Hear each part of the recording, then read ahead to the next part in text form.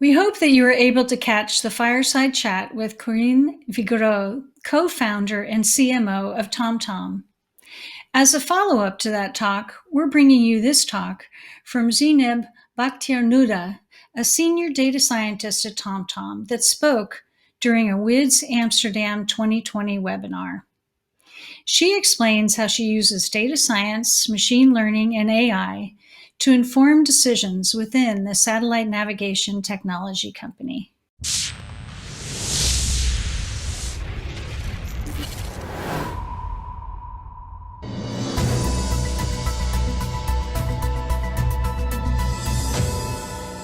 Hi, and welcome at this new episode of Women in Data Science, hosted by People Amsterdam. So as you already know, Women in Data Science is this original organization originally founded at Stanford University, and we from People are very happy to give the floor to our expert females of different companies to talk about their stories in data science.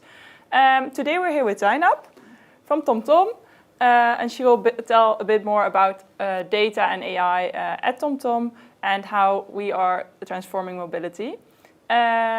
Just one quick reminder, during the premiere of this webinar, you can go to our website wids.amsterdam, and you can contact or ask questions live during the premiere. Zeinab will be there to answer your questions, so make sure to make use of that. Without any further ado, I think we can start with the data at TomTom. Mm-hmm. Yeah, thank you, Ruth. Hello, everyone. I hope you and your family are safe and healthy. My name is Zeinab. I'm a senior data scientist at TomTom. I joined TomTom in 2018, and before that, I was doing my PhD in computer science and logic in France. I have a bachelor and master degree in mathematics, so my whole adult life I studied mathematics.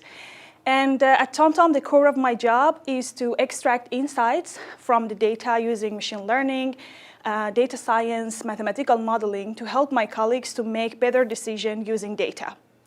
And today in this webinar, I'm going to talk about data and AI at TomTom and how we are transforming mobility and how we keep the world moving.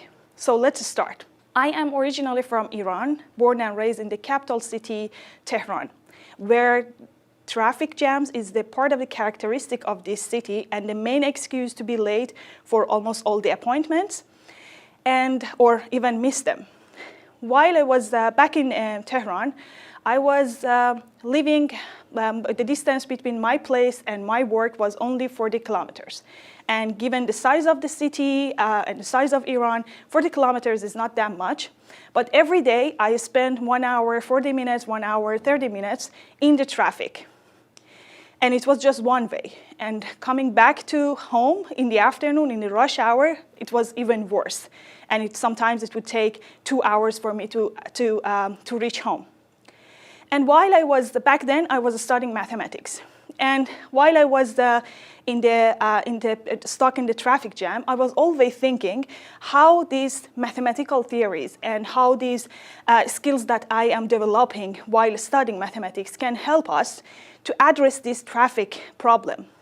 And not to mention that how much air pollution it will create and how many accidents you can see on the road and people can die because of the accident, because of the unsafe roads.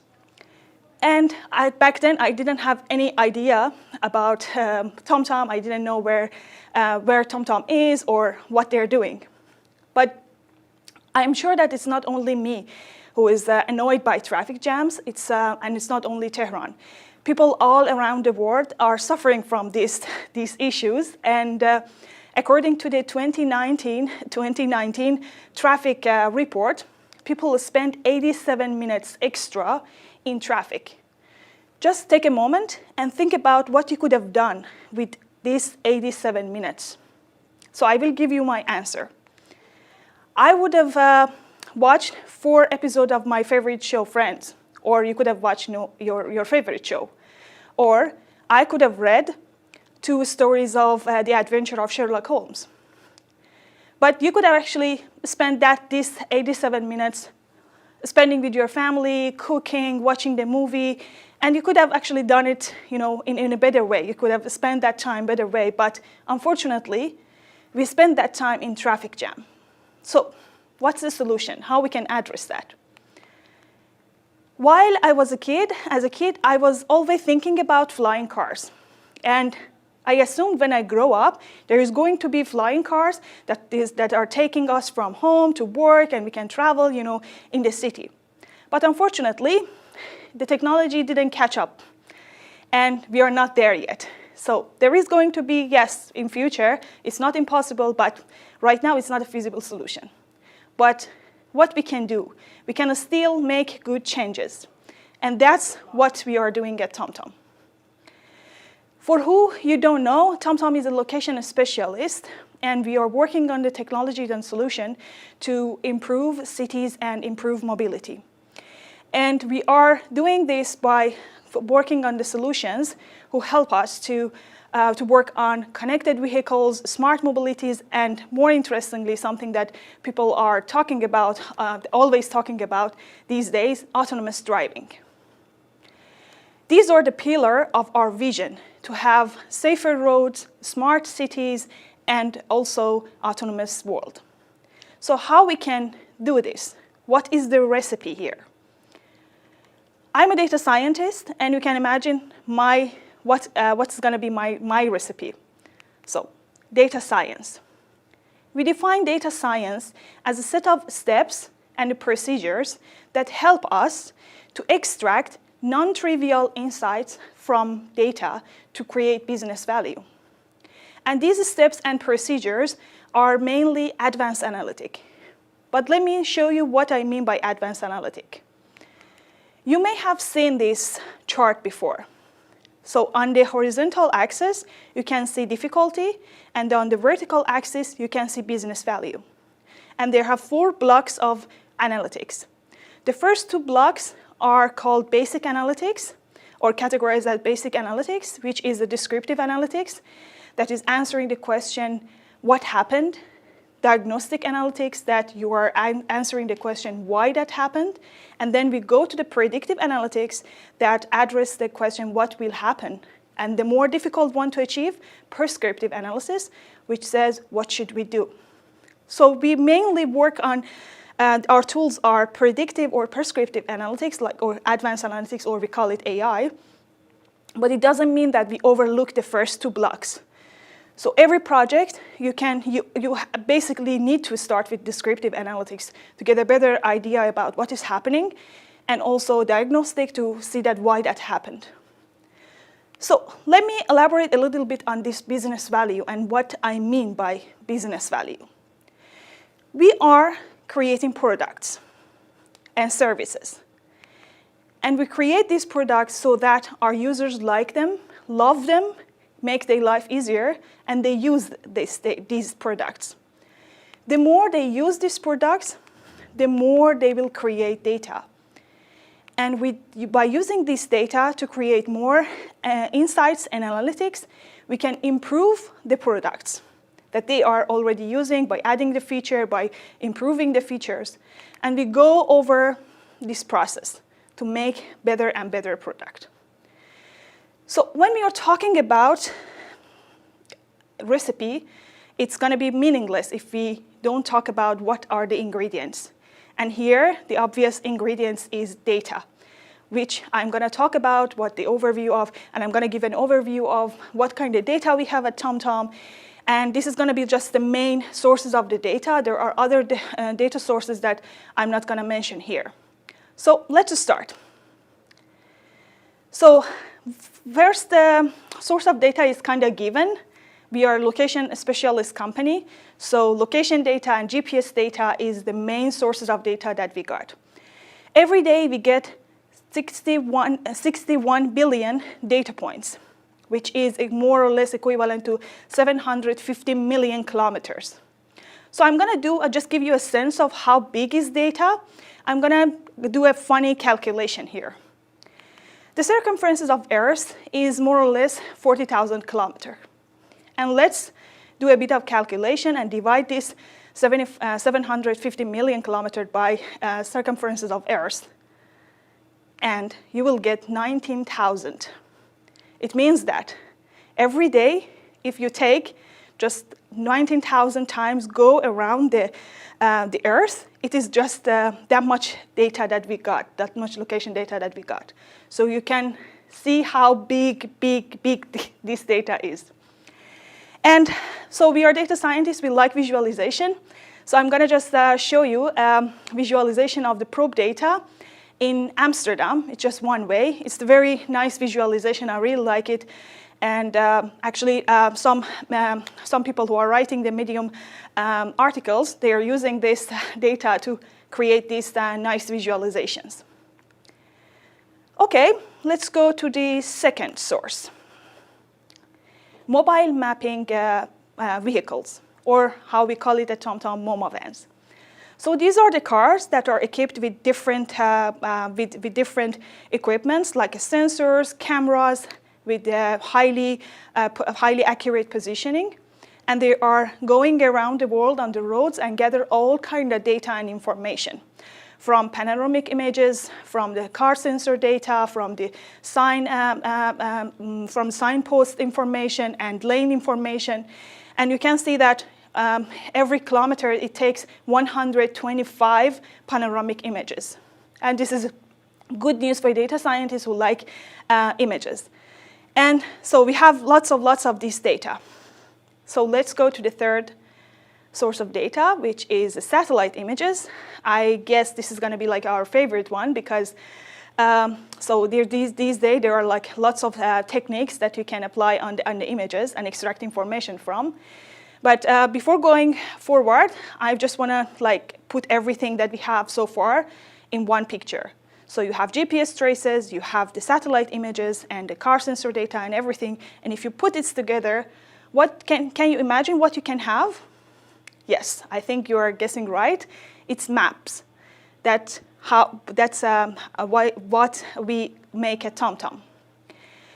Maps are the representation of the world that goes into your application, in your devices, in your map, in your all the devices in your car. But we all know that being a data-rich company doesn't mean that you are tapping all the potentials of your data and getting like a maximum value of the data. So let me show you how do we use this data at TomTom. Okay, I'm gonna give you an overview of our favorite use cases, some general use cases and some specific use cases. So I will give you some simple tips. Look into the low-hanging fruits projects and create small successes.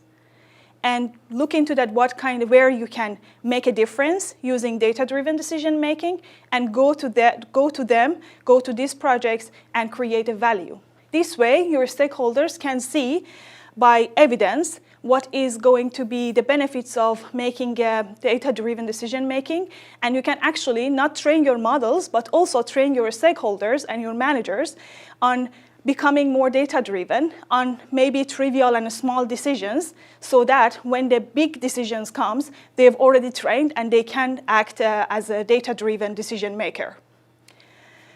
Okay, and I'm gonna give you like some of the general use cases that we have at TomTom, and these are data-driven decision making and help us, our colleague, to make the data-driven decision making. So the first one is optimizing the estimated time travel. So it is important for the users, when they are planning a journey, they know when they are gonna arrive, what is the estimated travel time. And you don't want to just give them very short estimated time travel, because then they're gonna miss their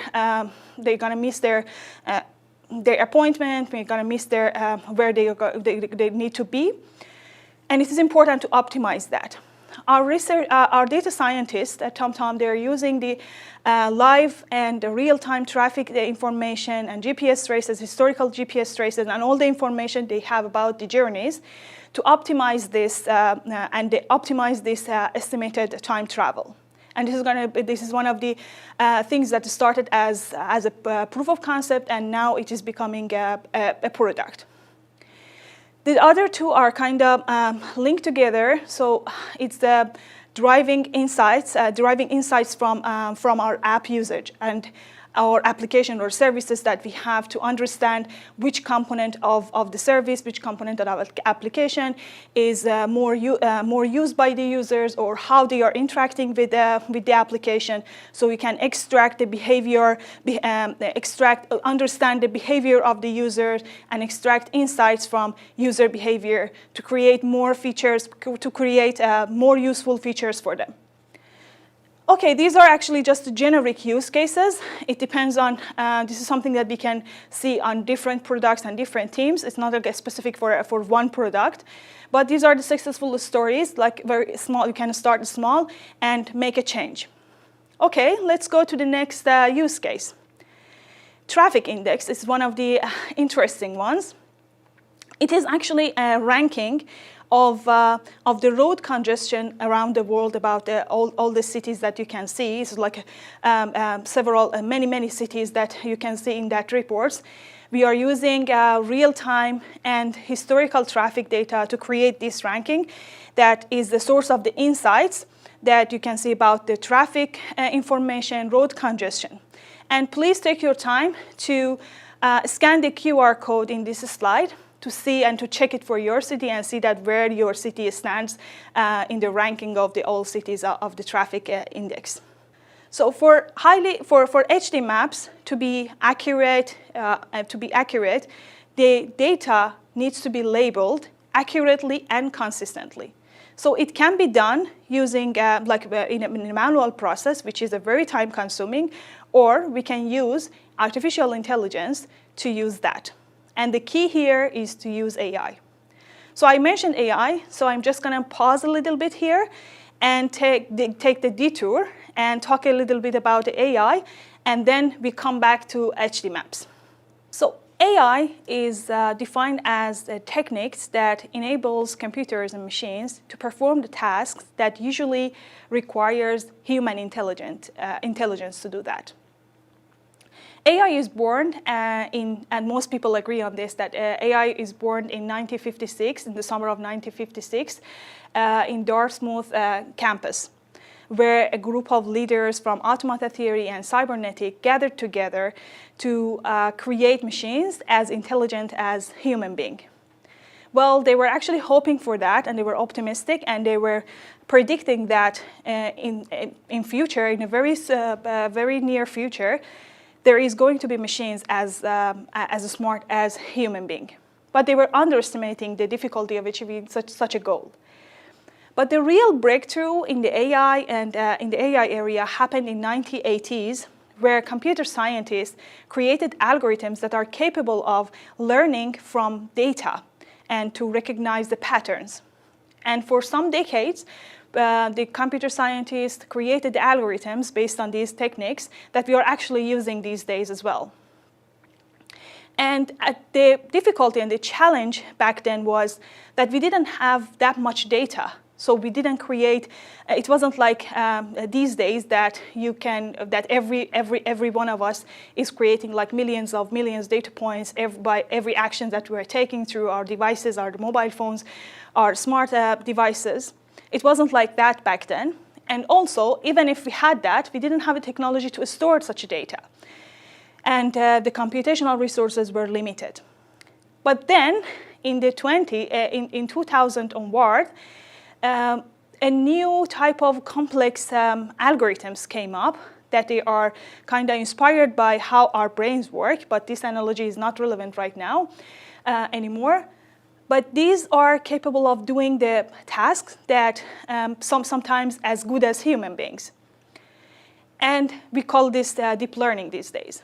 And then at that time, the computational resources and technology, everything was growing and developing.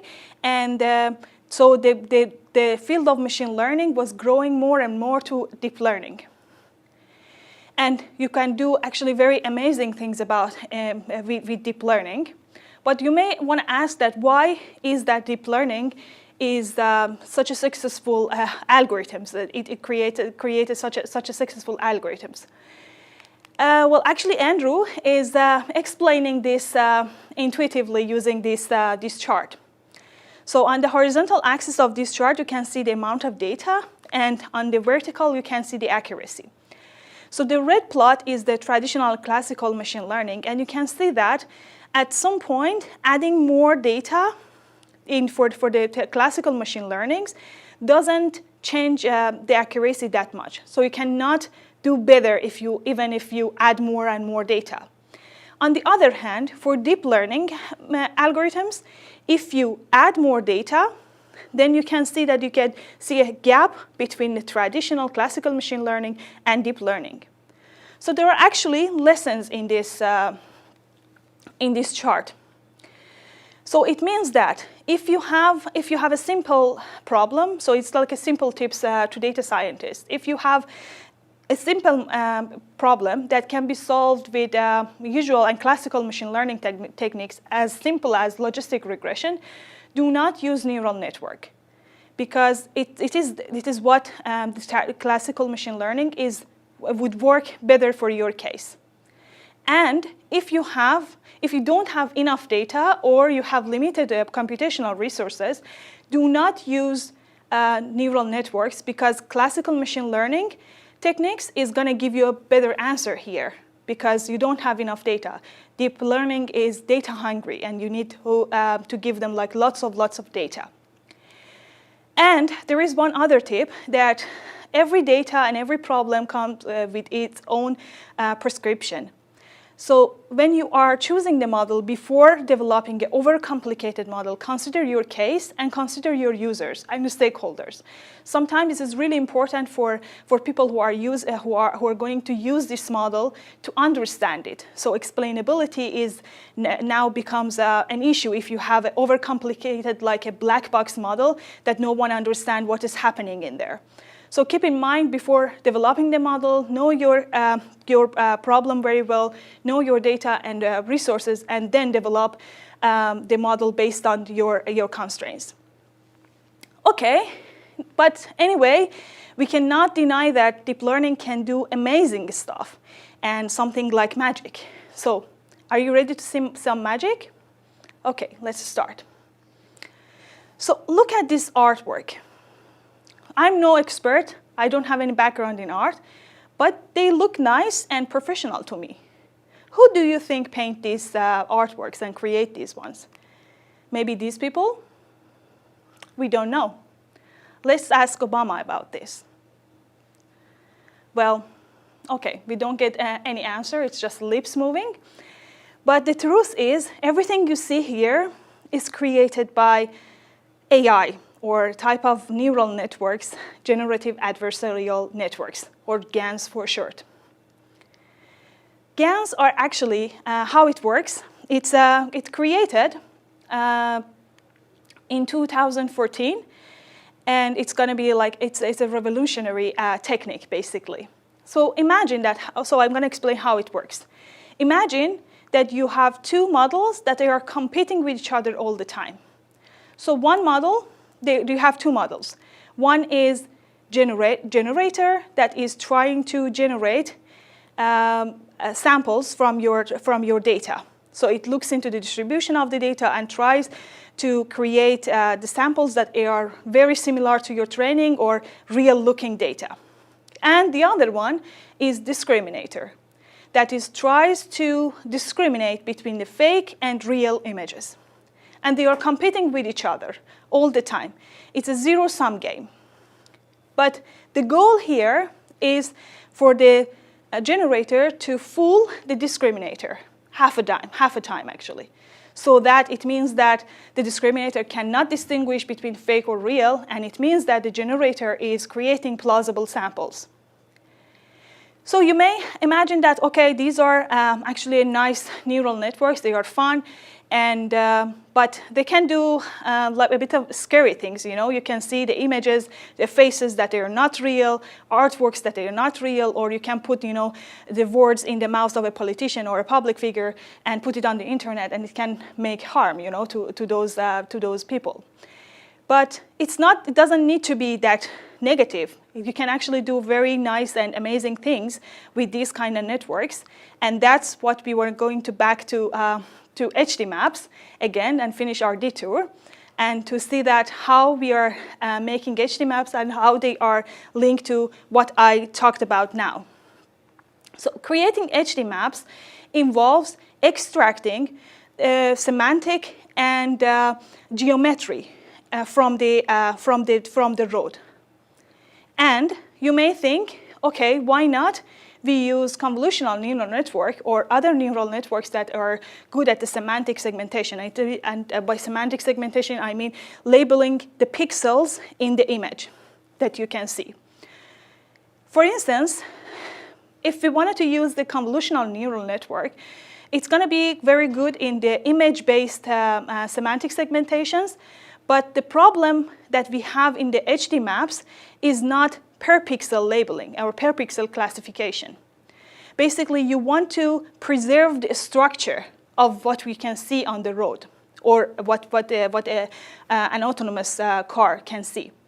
For giving you a bit of a sense, look at these images. So on the left, you can see the input, which is a cow in a farm. And in the middle, you see the ground truths where you have actually the labels. The cow is in red, the farm is in green, and the sky is blue. And if we apply CNN or convolutional neural networks on this image, you can see that some parts of the cow, like the legs, is missing, or you can see some red spot in the sky, like a head of the cow is there. So you can see that the structure is not preserved here, something that is necessary and essential for semantic segmentation for our use cases to create HD maps. That's why our researcher created a technique based on Gans that can preserve the structure better.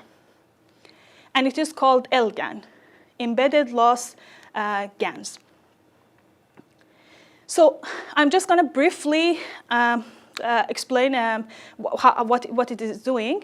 So you can see they have a generator and you have a discriminator model, but instead of just only for the discriminator only sees fake or real, we can actually train this based on both on predictions and the labels. So that discriminator is better trained to detect fake or real images.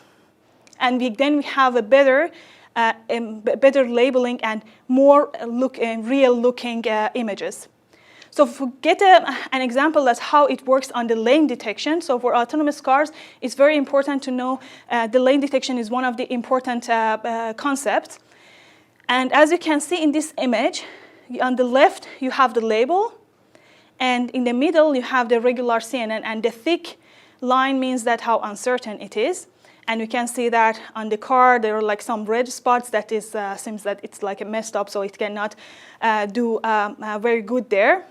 And on the right, you can see LGAN that is very similar to the label. And it means that how good it can detect the lanes based on this technique. So please feel free to scan the QR code. This is a link to the paper that our researcher, wrote. And part of the code is also available. And this framework is generic enough for you to apply it to your use cases. So please feel free and scan the QR code. By saying that, I will go for the closing of this presentation. In 2005, TomTom introduced this device, which is actually maybe 2004, and it's been a revolutionary device in the mobility. And back then, it was like 15 years ago. I was in high school. I had no idea about TomTom. I had no clue about TomTom or what they're doing. And since then, everything has changed. You know, the technology is moving so fast, everything is changing. But not only the technology is changing, but also the mindset of people and the culture of the tech is changing. So maybe 15 years ago, it wasn't that usual for a girl to be in the tech world, to be a data scientist in a male-dominated world. But here we are. And I hope in 15 years from now, we see like more and more, and we don't have any gender biases in the tech. And since that everything has changed, actually, you can see that when I joined TomTom, I joined the Amigo team. And this is a free application, free driving application. You can actually scan the QR code and install it and try it. But I started my work in Amigo. So from 2005 to 2018, many things has changed. What I have discussed today is the work of several heroes and several data scientists who are working at TomTom, and I'm so happy that I'm working with these people. They are brilliant, and I grow actually every day with them. I learned from them, and I'm so happy that I ended up at TomTom. Thank you. Thank you, Zeinab. Wow, I think that was a really great presentation about how TomTom is using data, and actually also about deep diving into different use cases. And we also got a bit on the technical side, right? Yeah. Yeah, for me it was really interesting. I hope it was interesting for you as well. Make sure that if you have any questions during the premiere of this webinar, you can ask them to Zeinab. I can imagine that you have some, so be welcome to do that. For now, I think that was it. I really enjoyed this webinar. I hope you learned something today, and check out our website to see any other webinars. Thank you for watching.